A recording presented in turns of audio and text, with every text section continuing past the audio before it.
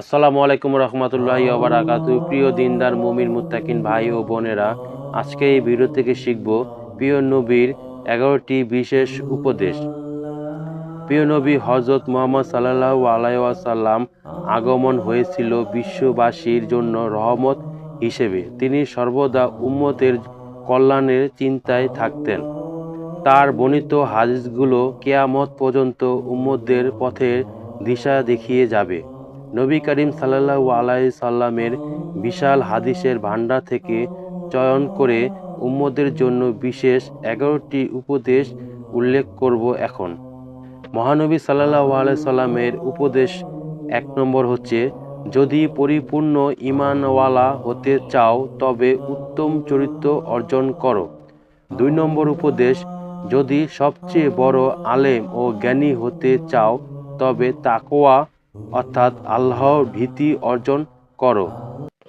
3 নম্বর উপদেশ, যদি আল্লাহর নিকট বিশেষ সম্মান পেতে চাও তবে অধিক পরিমাণ আল্লাহর জিকির করো। 4 নম্বর উপদেশ, যদি রিজিকের প্রশস্ত চাও তবে সর্বদা ওযুর সঙ্গে থাকার চেষ্টা করো।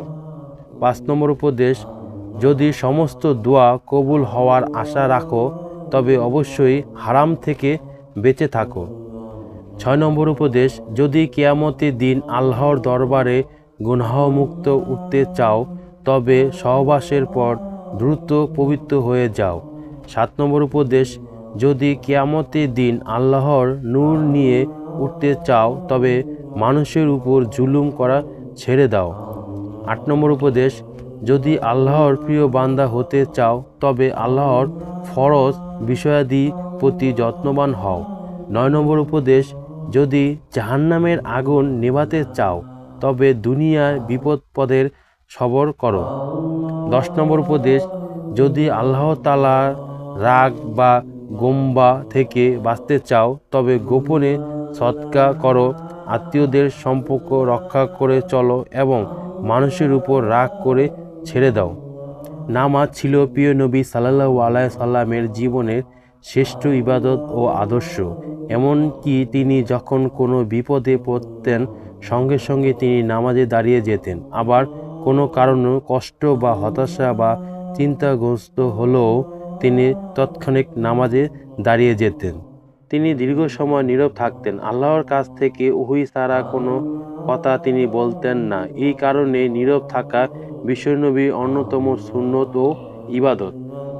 রাসূলুল্লাহ সাল্লাল্লাহু আলাইহি সাল্লাম প্রতি সপ্তাহে 2 দিন সোম ও বৃহস্পতিবার রোজা রাখতেন।